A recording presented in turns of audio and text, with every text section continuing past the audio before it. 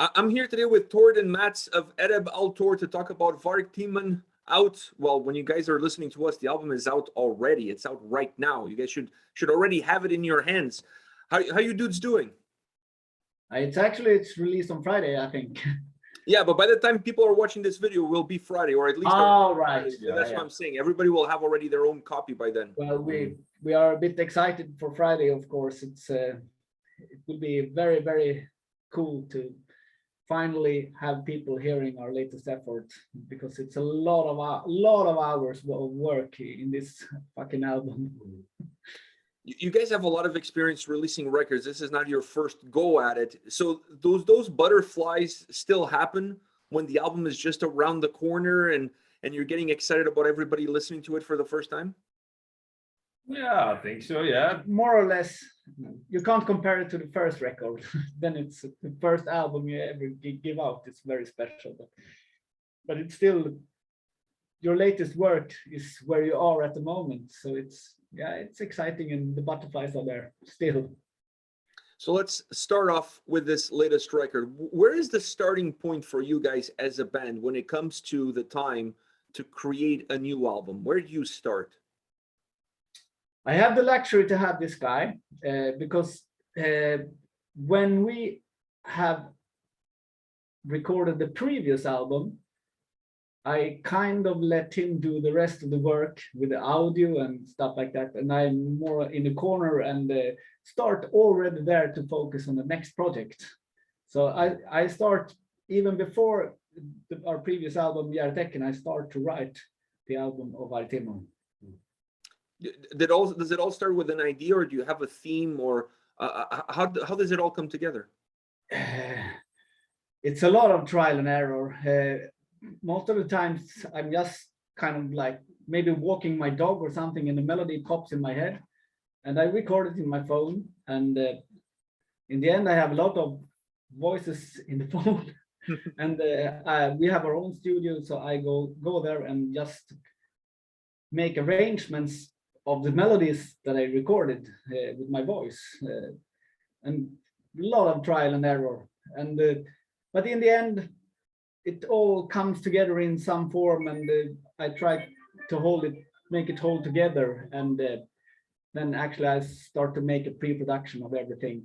And then when I feel like I am satisfied, I go to this guy and we go through every material once again to edit, and he has a lot of input, and we try to make it as good as possible. Yeah, because you have to have more than one mind, I think, to make music. Mm-hmm. When you're looking at this album, do you look at this record as the next step in the evolution of the band that obviously started with their debut album, or do you take each album differently in terms of each album has something that drives that experience, that kind of lives as its own, and it's not necessarily connected with everything that you've learned from previous albums? Well, I more or less like to start from a totally clean slate, and I'm not looking at the past in any way. I think when I start to work on something new, I just let the inspiration and guide me somehow. I can't put my finger on it, but I just do what's in me at the time, and I don't just kind of focus, no, we're going to make an album that sounds like this way, or maybe it's my mood during that year or 2 years when I write, and it just happens. Mm-hmm. It's no plan. Was this a challenging record for you guys to put together? Was this a difficult album, or perhaps more difficult than previous records? I think we had the luxury to have more songs because we had a lot of songs to choose from this time. Yeah, we had it. I don't know. No, I wouldn't say challenging. No, I think maybe it's the album that took most longest time to work with. I think most hours. Yeah, it was a lot of hours. Because with the pre-production, we did a pretty good pre-production, I think. Yeah. And worked a lot with the pre-production. before we started recording, you know, the real thing. Does the album for you guys take shape on a song by song basis, or is there a different way? Like when you're putting the songs together, do you start to see what the whole album is going to end up being like? No, it's a kind of song by song, but then we try to.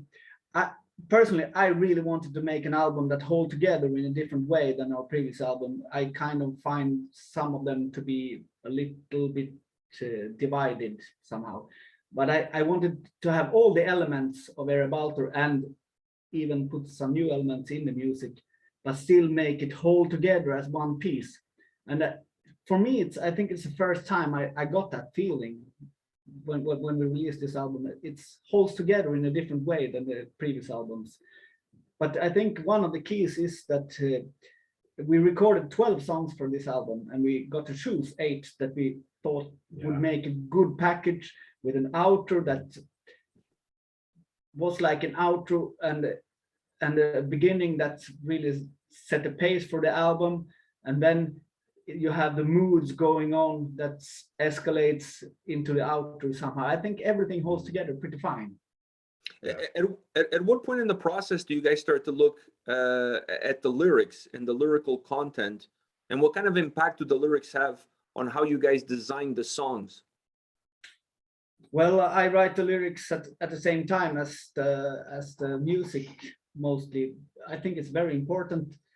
I can take some example from this album is Den digra döden, where it's about the Black Death. When I read some old books, really old books about when the plague came to Sweden, and they thought it was a huge storm, and everything was almost black and mist in a black mist, and then they thought that the plague was spread by the wind. So I wanted the song to sound like a wind somehow. So we used EBOs during the whole song, going only on bends. So they are sometimes a bit dissonant. I really wanted to have a feeling of a really nasty wind. So it has a connection with the music and the lyrics. The lyrics has to reflect the music and vice versa. Otherwise, there's no point to make. You have to make it work together somehow. So it's very important. But I often do at the same time. The lyrics comes to me when I'm writing the music. Do you have a preference, or you feel more comfortable in one language versus another? At first, I really like to write in English, but I tried Swedish of a couple of albums, and nowadays I'm actually preferring to write in Swedish. It makes me, it's easier for me to maybe I prefer the Swedish tracks. Oh, cool. I was a little bit afraid of that, but no, I think for the sound that you guys create, the Swedish comes across more natural. Do you know what I mean? So, yeah, and it adds a certain Nordic flair to it as well. Exactly. Even though I don't understand a single word that you guys are saying, so for some reason I feel the songs a little bit more. They feel more. I don't want to use the word authentic, but they feel more natural to me. So it's like I don't understand anything, but I like this song more than the one that I can understand everything that's going on. So I prefer the Swedish tracks. It feels very good to hear that, and it makes you. For me, it's like I can put it in a little bit more poetic way, the lyrics, when it's my mother language, because it's harder for me as I'm not English is harder than Swedish for me. Yeah, I think the ability that you guys have to express yourselves in Swedish really adds value to the songs themselves. Like I said, I may not understand the words, but I can understand the emotion that you guys are putting forward with the music and the words behind it. So it has a much larger impact. I'm a huge fan of it. I'm a huge fan of it. You will probably find the subtitle, find them with the subtitles on YouTube in a while, I guess. Yeah, but that takes a little bit of the mystique, because this way I can just think you guys are talking about whatever it is that I want you guys to talk about, you know? So it takes a little bit of that away. And I think that's part of the beauty of the record, is that for me, not understanding some of the songs in terms of the lyrical content, it allows me to kind of create my own story based on what I can understand and what I can't understand, and just using the energy that you guys created with the sound. Yeah. That's at least At least that's how I'm looking at it. Before, I have to ask you, we have to talk about the sound, because this is perhaps the best sounding record that I've ever heard in my entire life. And I've heard a lot of albums. But before we go there, I have to go back a little bit, because you talked about the way you constructed the album and how much you wanted the record to have a flow. Now, I had the impression that you guys created an album that had a little bit of a style like old school, like side A, side B. The two sides are very balanced, like you created a nice box to it. But the feeling and the mood that I got in the first half of the album got a lot darker in the second half of the album.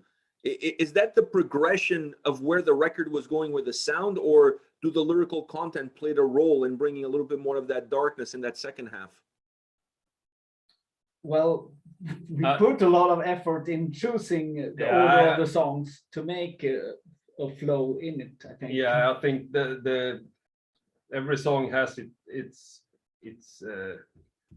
position, or how do you say? There is a thought about every position of every song on the album, and we actually tried to do it different ways as well, but we experimented there as well. But we found the order of the songs as they are released is how it should be released. Yeah, in our opinion. It's nothing about the lyrics, but it's the flow, the flow of the music, the flow through the album, through the whole construction of the record. So let's talk about the sound. So I listened to the album with really good headphones, right? Mm-hmm. I sat down, I listened to this record, and sometimes the drums would start like over here, feeling like really far away, then coming closer, not just the drums, but I'm using the drums as an example, getting really closer, much bigger, going through my ears, and then coming out of the other side, starting to thin out, moving away, coming back again together. The guitar, like the album had so much freaking movement that I was blown away. I was sitting there and I'm like, this is a complete different experience. I'm not listening to an album that's in a box that has just one size, one shape, and every song kind of follows that parameter. With this record, every song had this different movement, was doing these different things. And then this guy, like, how do you even do that? I try to work with all dimensions in the sound, up and down and left and right and front and back, because it's four dimensions. It's much nicer. I like, and you can get a more air in the sound, and I'm not a pro, I love the pros, Jens Bogren or some guys like that, but I try my best to find this airy sound with a lot of soundscape, big soundscape. It was like I said in the beginning of the interview, when this is recorded, I leave it to this guy. That's very convenient. With good hands, I leave it to this. And then he said, listen to this. And then I only have to say what I think. And then he continued his work with the sound. He said, I really like his sound. It was incredible, because I listened to the album after in my car. And in the car, you don't get that experience. So the sound feels different. The record almost sounds like a completely different album at that point when you listen to it. And then when you go back into quality headphones or with the quality sound around you, this album comes to life. It does something that it's not very common. I can't remember the last time I heard an album that even came close to having this sort of movement, that everything is moving around, and you're enjoying the music, but you're also enjoying what that music is doing in terms of the movement that it creates. I mean, you said you're not a professional, but I think you did a incredible job. I don't consider myself a professional at this. It's not my job, I've been working with bands and stuff, recording and mastering and stuff for quite a lot of years now, but it's never been my day job or something.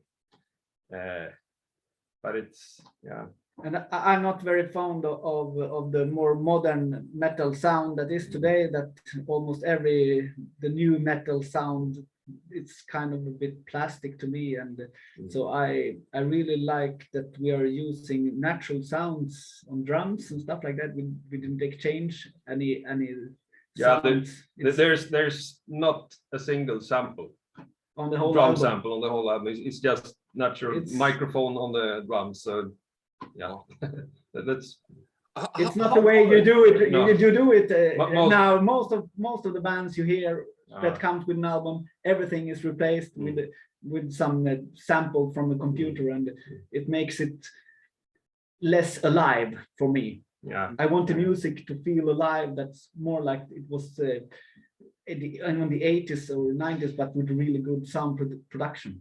Yeah. That was another thing that I took away from the record, is it has a little bit of a live feel to it. It doesn't feel like it's been overly worked in terms of polishing every single thing. It sounds more like the same way if I came to see you guys play live, the experience that I would get is kind of the experience that you guys brought into this record with the way you It will be better than the record. Well, then I'm looking forward to it. I'm looking Yeah, forward. but yeah, of course, you know, with it's like with the panning of the song, the vocals. If Mats is singing his the main vocals, it's in the middle, and when Mikael are kind of answering him, he's always a little bit to the side. So you get a little bit live feeling, and yeah, and Ragnar, or you know, the other direction. So you get this, you know, it gets a bit wider and a little bit live feeling. And the hitting on the drums will be different when you use a natural drum kit, you know, with no replacements. It won't be that static. Yeah. So you get everything to feel a little bit more live if you do it naturally, like we did. So Mats, how impressed were you when you first heard the work that he was doing for the sound on this record? Were you as impressed as I was when I was listening to this album? Well, I heard a lot of previous versions.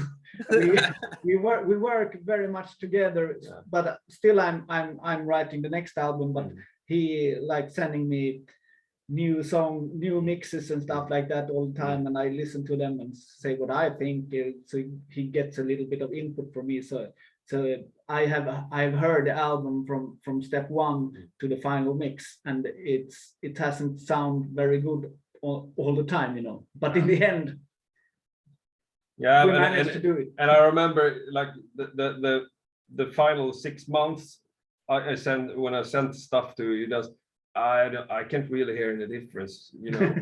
But well, there is difference. There is difference. Yeah, but I can't hear it. Yeah, but this is a little bit better. Small details. Small details. You know, you can hear this the hits here, or this guitar here it's a little bit heavier, or yeah.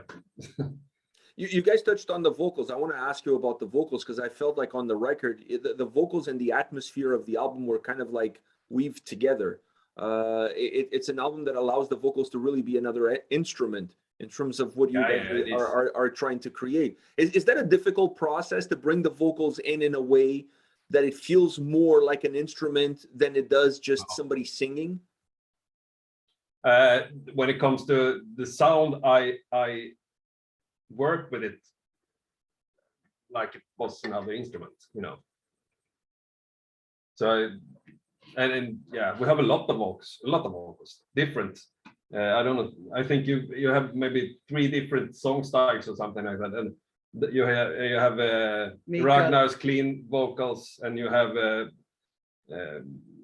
Mika's vocals, maybe and the 2 different ones, and the choirs and stuff. So you have to.